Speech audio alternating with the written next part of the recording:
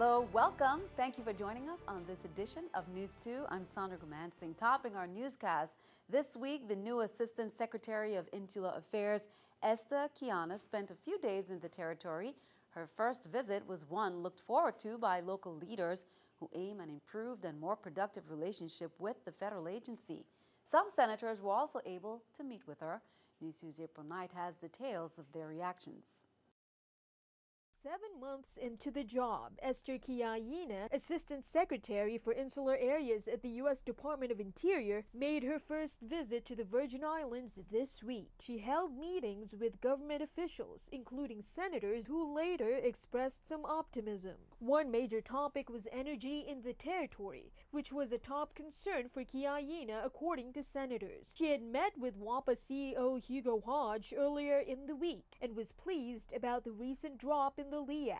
There were some statements made by the representative that indicated that there will be a great assistance, not just financial-wise, but we're talking about technical assistance. According to senators, the rum cover-over situation was also a concern for Kia'aina. They said she was shocked at how the territory handles its cover-over revenues. To know that we have pretty much leveraged the benefits, the financial benefits of the rum cover over program was very stunning to her. She was just totally shell-shocked. Senator Novell Francis, former police commissioner, spoke at length about public safety and how the Insular Areas Office can help with improving security and safety in the territory. My concerns about public safety, the fact that we're under a consent decree, and what could be done in terms of providing some technical support and technical assistance for our public safety components. And again, she pledged her commitment in assisting us with that. On Wednesday, Kia'aina also flew to St. Croix, and one of her stops was Juan Louis Hospital.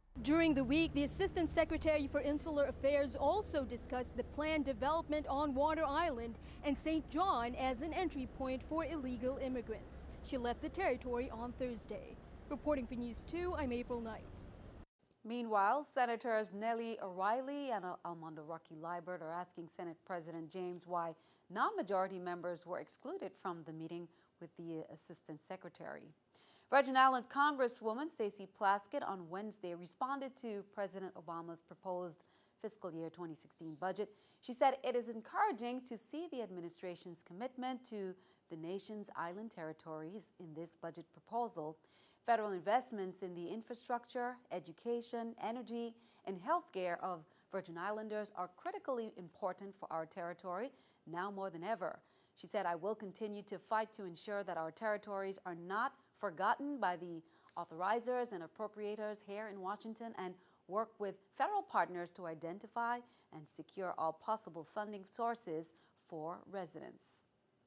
Senator Sen Blyden met with business entities while on his 3-day trip to Chicago and Atlanta and covered issues pertaining to roads, street lights, waste management, smart grids, cost reductions to hospitals, 3 possible manufacturing plant relocations to the Virgin Islands, insurance, environmental protection, conversion and energy, and more. He said he was able to meet with one company in particular that specialized in grant writing, and they explained that the U.S. Virgin Islands has left over $7 million in unrecouped funds to which they are willing to assist in retrieving. Blyden said he met with Governor Mapp to discuss and will share some of that information with his colleagues as well. Lieutenant Governor Osbert Potter informs real property owners of the Virgin Islands that the 2014 property tax bills will be issued by the end of February 2015. During the 30 days after the bill is issued, a 5% discount will be given to those property owners who pay within the 30-day period. For those property owners who have filed appeals that have been resolved, the 2014 bills will reflect adjusted amounts. For those property owners whose appeals have not been resolved, the bills will be adjusted as soon as the appeals are resolved. The Virgin Islands Police Department have implemented the Juvenile Curfew Violation Initiative. It will be conducted in all areas of the island where they say a large congregation of unsupervised juveniles can be found. The objective is to focus on monitoring the activities of minors during the hours of 5 p.m. through 1 a.m. in the Sunny Isles, Sunshine Mall, Christiansted, Fredericktown, and other public access areas. Now, minors or juveniles under the age of 16 who are found in violation of the law will be picked up and transported to the police station where they will be processed and their parents call for them. And we'll have more details on that. 56-year-old John James Nata has been arrested in the Mandal arson and homicide incident that took place on Friday, January 23, 2015. Nata was arrested on several charges, including first-degree murder, second-degree murder, and first-degree assault. The charges and arrests were made in connection with the incident that occurred when a 911 call was made to report a residential fire in Estate Mandal.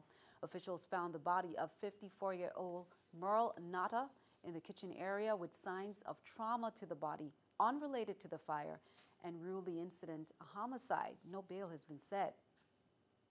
In other news, the Cardiac Center kicked off its 4th annual Cardiac Symposium on Thursday. Local and guest presenters spoke to medical professionals and the public about the challenges and advances in heart health. News2's Erica Parsons has the story. You know, most people would expect that a cardiac symposium would be boring, or maybe it's something that doesn't apply to them. But this 3-day workshop is open to the public, and it has a message for everyone. The focus of the cardiac symposium is just one thing: preventing disease. It's not a doctor's approach only. It's the community have to be really taking care of themselves. Speakers use slides and demonstrations to talk about why people get sick and what the community can do to prevent disease, particularly for children. People need to do exercise, change their life habits, eat healthy, to take good care of their bodies, to try to minimize or decrease the amount of cardiovascular disease you'll have. Because don't forget, this problem starts kids less than 10 years old. Right now, with the increasing obesity in children, there is a prediction that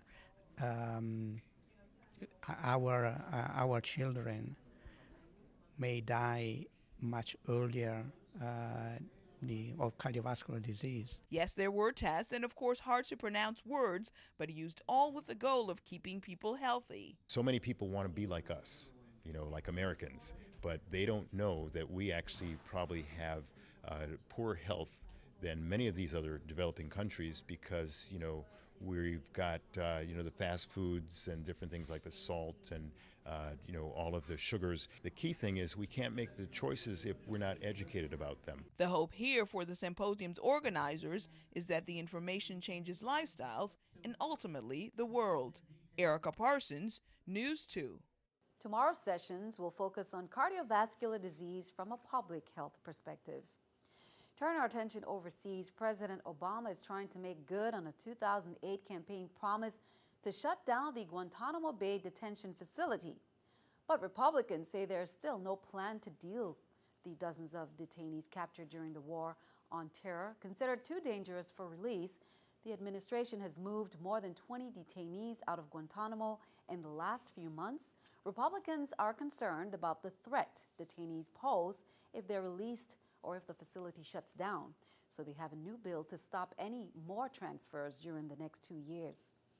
Keeping our eye on the economy, Whole Foods is recalling packaged raw macadamia nuts in several states due to possible salmonella contamination. No illnesses have been reported to date. The FDA says customers who bought the nuts at Whole Foods, Green Life Grocery, or Harry's Farmers Market in affected states should throw them out.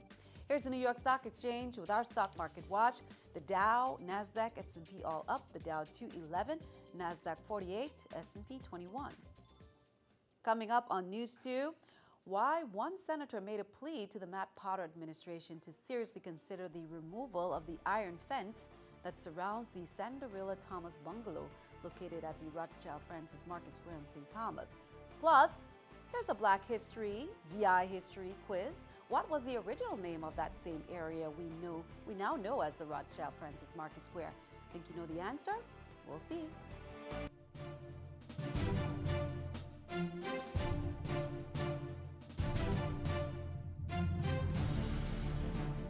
Well, time for a moment in history. In the early 1900s, a thriving open-air commercial center was busy with market women selling their goods in an area formerly called Casimir Square.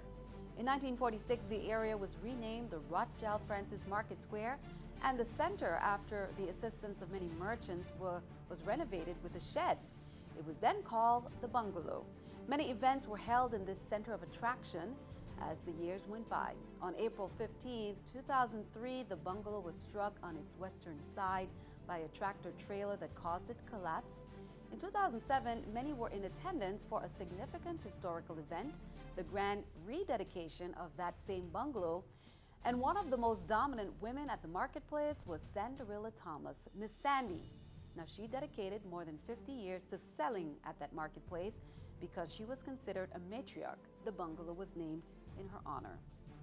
Now, Senator Clifford Graham made a plea to the Matt Potter administration to consider the removal of the iron fence that surrounds the Sandarilla Thomas bungalow located at the Market Square. He says it precludes the bungalow from being accessed by many who revere the structure from a historical and marketplace perspective. As part of its construction after being struck by the trailer truck in 2003, a metal fence was erected mainly to protect it from the activities of the homeless population. The senator is recommending that the gates on the northern and southern sides be removed and those on the eastern and western sides remain. The Caribbean Genealogy Library on St. Thomas will offer a beginner's genealogy workshop on Saturday, February 7th at 2 p.m. The workshops are free and open to any and all interested in learning how to get started, tracing and documenting family history. Some topics to be covered include charting your family, Virgin Islands census records, Virgin Islands church records, and internet resources, and that is just to name a few. More than 120 students received brand new dictionaries today at the Joseph Gomez Elementary School. As part of its outreach to the community, Innovative gave out its annual donation of expanded dictionaries to 3rd and 4th graders of Joseph Gomez. The students immediately got to use their new reference books and thanked the Innovative companies for their support. In 2002, the Community Foundation reached out to Innovative so that we can deliver the dictionaries to the school. The Community Foundation actually provides dictionaries for all 3rd grade students on the island of St. Thomas and St. John. I have been doing this for the past 12 years. These dictionaries really augment what's happening here at Gomez School. Right now we have an ongoing Worldly Wise challenge where our students are assessed with their vocabulary building 3 times throughout the school year. So I'm truly excited about the dictionaries and what they will do for our students and their academic vocabulary building. Well, if you were at work today, you might have spotted some of our senior Boy Scouts, and that's because today was their day to shadow various workplaces and get a feel for different careers. Here at TV2, seniors Howard Jones and Javon Alfred from Ivana Udorakan High School, they got a taste of what it's like in the broadcasting industry. They got to hang around and learn from our TV2 production team. To our Boy Scouts, good job and good luck in your future career plans. The Hispanic Democratic Club is hosting their second Noche de Bohemia Saturday night at Club Comanche. The Latin Night begins at 7, and it's a fundraiser to support the newly established Freddie Gomez Scholarship. Now, this is a prelude to Valentine's Day, which is next Saturday. So we're going to have the candle lights and the rose petals and the light hors d'oeuvres and light wine, and it's going to be very, very nice. And for those that remember, last year's Bohemia was very simple, tasteful, and very memorable. So this year we're going to do it all over again with the proceeds for the Freddie Gomez Latino Scholarship Fund. When it comes to educational opportunities, although we are doing much better in terms of our graduation rate amongst Latino youth, we're still lagging behind when it comes to enrollment into institutions of higher learning. And we believe that young people are important, and it has to go beyond just a cliche, and that we actually have to put some muscle behind the words. And that's why we're establishing the Freddie Gomez Latino Scholarship Fund. Well, great donation there.